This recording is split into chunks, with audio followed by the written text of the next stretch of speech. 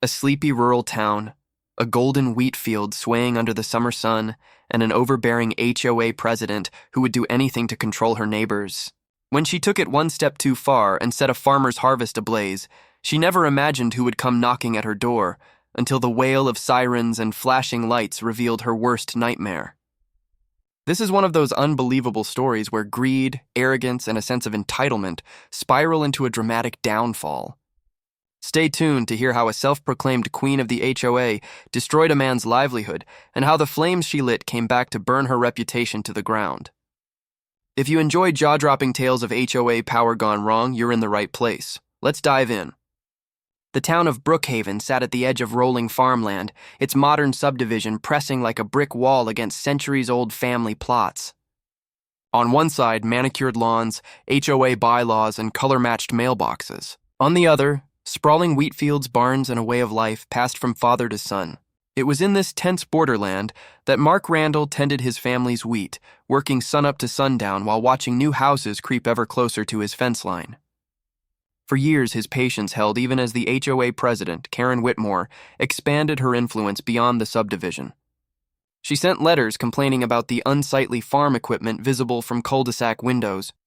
She filed noise grievances over tractors running at dawn during harvest. She lobbied the county to rezone the farmland so she could eventually push for more development. Mark ignored her at first, but each new letter felt like a nail driven into the thin board of tolerance separating him from retaliation. He took pride in the wheat his father had sown and his grandfather before him, a crop whose golden heads promised not only income but tradition. Every stalk was a memory, every acre a story. Karen saw none of that. She saw only a dusty mess threatening her HOA's pristine image. By midsummer, tension had ripened like fruit on the vine. Karen's committee voted to fine Mark for visual blight, despite having no jurisdiction over his land. They sent threatening letters about unauthorized burning when he burned stubble after harvest, as farmers had always done. Mark's lawyer explained the obvious. The HOA had no power over him. Yet the letters kept coming. In the background, a dry spell parched the region. Fields turned brittle, and county officials warned of elevated fire danger. Mark stored his fuel carefully and kept his irrigation pumps running to reduce risk. Karen, however, used the warnings to spread rumors that his fields were a tinderbox waiting to ignite. Neighbors whispered in HOA meetings that Mark's wheat endangered their homes. Karen fed on their fear, positioning herself as protector. Then, on a sweltering August afternoon, Mark returned from a supply run to find smoke curling over his horizon. At first he thought it was a brush fire sparked by heat, but as he raced his truck down the gravel lane, he saw tracks, fresh tire marks leading from the subdivision's back entrance to the edge of his field. Flames licked the dry wheat, moving in ribbons under a merciless wind. Mark called 911 while kicking on his irrigation pumps, but the fire had a head start. By the time engines roared down the road, acres of wheat lay in charred ruin. As firefighters battled the blaze, Mark noticed something odd. A woman's sandal print near the tire tracks and a half-empty gas can tossed in the ditch. He didn't say a word but photographed everything with his phone. Firefighters contained the blaze before it jumped his fence line into the neighbor's lot, but not before it wiped out a third of his harvest. That night, news crews filmed the blackened fields and interviewed Mark about the loss. Karen appeared on camera too, wringing her hands and lamenting the tragic accident while implying Mark's own negligence had invited disaster. Mark watched her performance with a steady, unreadable gaze, clutching his phone like a talisman. What she didn't know yet was that the county fire investigator had already collected evidence from the scene. Karen's story of concern and victimhood was about to unravel, but she was too busy basking in the glow of local attention to sense the shift. For Mark, the fire was more than a loss. It was a breaking point. He had endured letters, fines, and insults, but arson crossed a line no farmer could ignore. In the darkness after the cameras left, he stood at the edge of his field, the smell of smoke still thick, and swore silently that whoever had done this would answer for it. And in the quiet hum of distant sirens returning to the station, the next act of the story was already moving into place. Mark barely slept that night. The glow of the fire still danced behind his eyelids, and the charred smell had seeped into his clothes and his hair. He replayed every letter Karen had sent, every sneer at town meetings, every time she had tried to paint him as a menace to her subdivision. The evidence he had photographed sat on his phone like a live coal. He sent copies to his lawyer and to the county fire marshal before dawn. While the ashes cooled, investigators combed the blackened rows. They found 2 distinct tire tracks leading away from the scene, matching a light SUV. They found accelerant residue along the fire's origin point. They photographed the sandal print next to the fuel can. As the sun rose, the neat suburban houses at the edge of the field glowed like pastel boxes in the golden light, unaware of the storm about to break over their HOA president. In the following days, Mark tried to salvage what he could. He brought in a baler to collect unburned straw, worked long hours to reseed where possible, and filed insurance claims. He kept his head down and said nothing publicly. Karen, meanwhile, organized an emergency HOA safety committee and circulated petitions demanding stricter controls on agricultural fire hazards near the subdivision. She held a press conference in her driveway under a patriotic bunting, declaring that she stood with all residents against reckless farming practices. She never mentioned the gas can, the tracks, or the investigators quietly building a case. Her allies in the HOA board applauded her leadership, but beneath the polished image, cracks appeared. One board member overheard her taking a frantic phone call about getting rid of something from her garage. Another noticed she had parked her SUV in the far corner of the lot at the next meeting, away from cameras. The county fire marshal requested an interview. Karen postponed twice, claiming illness. In town, whispers began. Had she gone too far this time? Mark's lawyer advised patience. Let the professionals handle it, he said. But patience felt like ash on Mark's tongue. His family's livelihood had been torched. At night, he walked the edges of his property with a flashlight, making sure nothing else had been tampered with. He thought about his father and grandfather working the same soil, and how a suburban committee now threatened to erase that history. Yet even as his anger built, he knew the surest revenge would come not from confrontation, but from exposure. The firefighters had been heroes that day. They had prevented the blaze from reaching homes. They had also worn helmet cams. The footage clearly showed the burn pattern and the point of origin. One firefighter's camera had even caught a glimpse of a figure moving away from the field minutes before the call came in. A woman in a sun hat carrying something red. The marshal cross-referenced the timestamp with security cameras at the subdivision gate. An SUV matching Karen's entered at the same time. The pieces were lining up like wheat rows before harvest. Days turned into a week. Karen's public stance grew bolder, even as investigators closed in. She sent Mark another letter.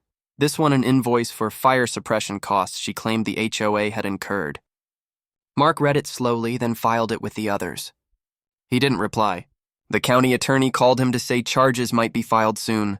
On the surface, everything looked the same. Wheat fields, white fences, manicured lawns. But under that surface, tension vibrated like a wire ready to snap. Then, one humid evening, fire trucks rolled quietly up Karen's street, not with sirens, but with official vehicles bearing county seals. Investigators walked up her driveway with folders in hand. Neighbors peeked from behind curtains. Karen stepped outside, still in her garden gloves, a frozen smile on her face. What happened next would ripple through the entire subdivision, but Mark didn't witness it directly. He was out in his field, watching the sun sink behind the smoke-stained horizon, when his phone buzzed with a text from a neighbor. They're at her door. In that moment, weeks of anger settled into a quiet satisfaction. The fire had taken his crop, but now the flames were licking at Karen's carefully built reputation. This marked the true end of the first chapter of their conflict, and the beginning of a reckoning that would reach far beyond a single burned field. The story began with paperwork and public spectacle. The county filed charges of second-degree arson and reckless endangerment against Karen Whitmore. Local news stations replayed the footage of investigators at her home. Comment sections filled with shock and schadenfreude. HOA members scrambled to distance themselves from her, issuing statements about being misled and deeply concerned. Karen hired a high-priced attorney from the city, who claimed she was being framed by a disgruntled farmer. But the evidence was overwhelming. Fuel traces on her gloves, phone records placing her near the field, a neighbor's doorbell camera showing her loading a gas can into her SUV the day of the fire. For Mark, the headlines were a bittersweet vindication. Insurance adjusters processed his claim faster now that a criminal suspect had been named. Donations trickled in from sympathetic residents who resented the HOA's overreach. But the damage to his harvest was done, and fall planting loomed. He poured his energy into restoring his soil, reseeding where he could, and negotiating supply contracts to stay afloat. Meanwhile, Karen's once loyal board fractured. Without her, meetings devolved into bickering. Some members wanted to apologize to Mark publicly, others feared lawsuits. The subdivision's property values dipped as national media picked up the story of an HOA president accused of torching a farmer's field. Real estate blogs ran headlines like, "When HOAs Go Too Far" and "Suburban Power Gone Wrong." Karen retreated from public view, shuttering her social media and avoiding cameras. But the firefighters who had saved the neighborhood became local heroes. The footage of their rapid response went viral. People praised them not only for stopping the fire, but for preserving the evidence that led to charges. A crowdfunding page for the volunteer fire department surpassed its goal in days. Mark donated a portion of what little he had left, feeling they deserved every cent. Still, he kept his focus on the long game. A criminal trial would take months. The HOA might try to countersue. Rumors swirled that Karen planned to claim mental health issues to avoid prison. Others said she was negotiating a plea deal. Through it all, Mark stayed steady, working his land, answering reporters with short statements, and letting the system run its course. Yet beneath the steady exterior, he carried a deep weariness. His family's land had become a battlefield not of his choosing. Each day he drove past the blackened patch, a scar on the earth and a reminder of how far a neighbor's pettiness could go. But there was also a flicker of hope. Neighbors who had once signed Karen's petitions now waved at him from their yards. A local bakery sent over fresh bread. Small gestures, but each one an antidote to the bitterness. As autumn cooled the air, jury selection began. Karen's attorney tried to exclude key evidence, but the judge allowed most of it in. Reporters camped outside the courthouse. The HOA board issued a formal apology to Mark and suspended all fines and complaints against him. It wasn't restitution, but it was something. The trial itself drew crowds. Each day brought new revelations. Karen's emails complaining about that farmer, receipts for fuel purchased the morning of the fire, and testimony from firefighters about the unusual burn pattern. The prosecution painted her as a control-obsessed neighbor who set a blaze to scare Mark into compliance, only to nearly set her own subdivision on fire. The defense tried to blame a mysterious vagrant, but with no evidence, the theory fell flat.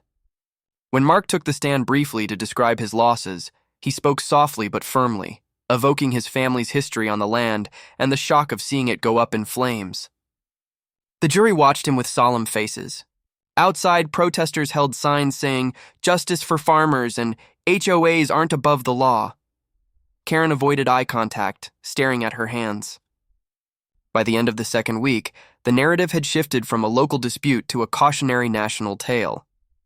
News anchors framed it as the rise and fall of an HOA tyrant. Legal analysts debated whether Karen could face civil suits from homeowners whose property values had dropped.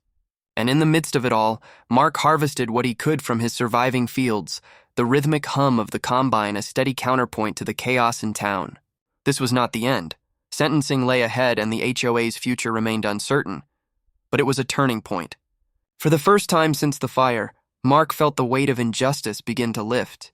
Yet he also knew that even a guilty verdict would not undo the damage.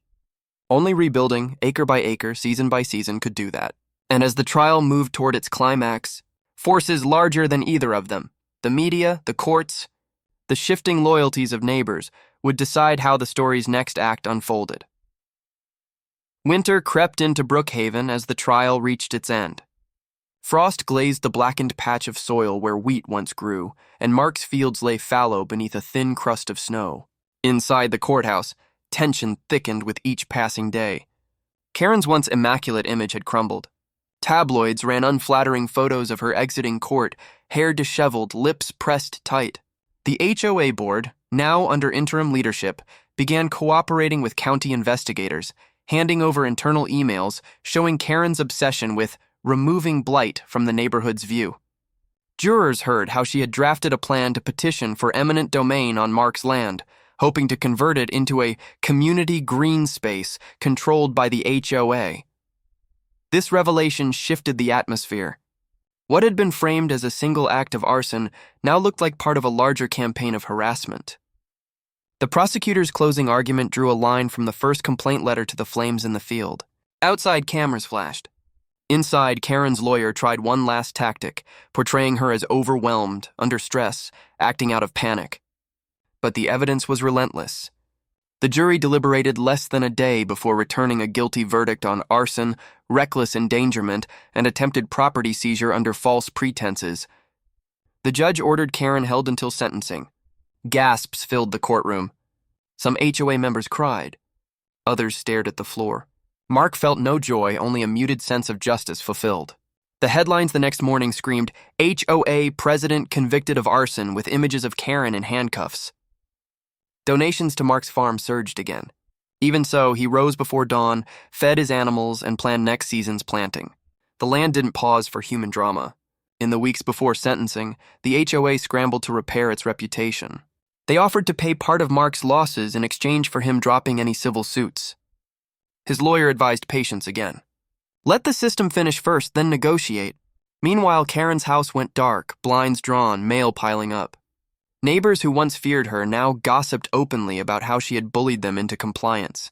A local podcast dissected the saga episode by episode. National outlets interviewed legal scholars about HOA overreach. Mark avoided the spotlight as best he could, though he agreed to one in-depth interview with a farming journal, focusing on the resilience of rural communities rather than the scandal. Beneath the noise, winter turned to spring. Green shoots emerged in the soil. Life went on, but the legal process was not done with Karen. At sentencing, the judge spoke sternly about abusing community trust and endangering lives. She received 5 years in state prison, restitution to the county for firefighting costs, and an order to pay Mark significant damages. Gasps again echoed through the courtroom. Karen wept as deputies led her away. The HOA board announced her permanent removal and promised reforms: transparency, limits on enforcement, outreach to neighboring landowners. Mark listened but remained cautious. He had seen how easily power twisted good intentions. Yet as he walked out of the courthouse into bright spring sunlight, a weight lifted from his shoulders. Justice, imperfect but real, had been served. That was the end of the legal battle. But the social aftermath, the slow rebuilding of trust between farm and subdivision, formed the heart of the 4th chapter of their story. For months, volunteers from the neighborhood helped Mark reseed and repair irrigation lines. Children from the subdivision visited on field trips, learning about wheat and soil conservation. The local fire department held a fundraiser jointly with Mark's farm, drawing crowds from both sides of the property line. These gestures slowly mended the invisible fence that had separated them. Mark, initially wary, found himself speaking at HOA meetings about wildfire safety and land stewardship. The board adopted new guidelines protecting adjacent farmland from nuisance complaints. Property values stabilized as the scandal faded. Yet the scar in Mark's field remained visible from the road, a dark patch of soil that reminded everyone how quickly arrogance could ignite catastrophe. Karen's name became shorthand in town for the perils of unchecked HOA power. People swapped stories of their own neighborhood disputes, always ending with, "At least it's not as bad as Karen." In this way, her downfall became a cautionary tale and a strange kind of bridge between two worlds. Mark rebuilt his harvest acre by acre. By midsummer, his fields swayed gold again under the sun, not as lush as before, but strong enough to signal recovery. He no longer feared letters from the HOA. He no longer saw neighbors as adversaries. Instead, he saw them as potential allies who had been misled by one person's obsession. And while he rarely spoke of vengeance, he acknowledged privately that seeing Karen answer for her actions had helped him let go of his anger. That quiet transformation marked the true end of the conflict. Not a courtroom verdict, but the restoration of peace on the land. The 5th and final act of the saga, though shorter, belonged not to courts or headlines, but to memory and warning. The story spread far beyond Brookhaven, carried by YouTube channels and news blogs as a viral parable. Viewers watched aerial footage of the burned field, clips of Karen's arrest, and interviews with firefighters. Comments overflowed with outrage at HOA overreach and support for small farmers. Some said it made them rethink moving into HOA communities. Others shared it as a lesson in how evidence and patience can topple even the most arrogant neighbor. Mark, for his part, returned to the rhythm of the seasons. He planted, he harvested, he taught his children to respect both tradition and change. The scar in the soil grew smaller each year, but never fully disappeared. It stood as a reminder that entitlement can burn more than crops. It can burn reputations, relationships, and communities. Yet it also testified to resilience, that even after the flames, growth is possible. In the final shots of the viral video about the saga, a drone pans over Mark's restored fields as the sun sets, golden light washing away the memory of smoke. The narration closes by reflecting on how one person's reckless act sparked not only a fire, but a reckoning, and how accountability and community effort turned devastation into renewal.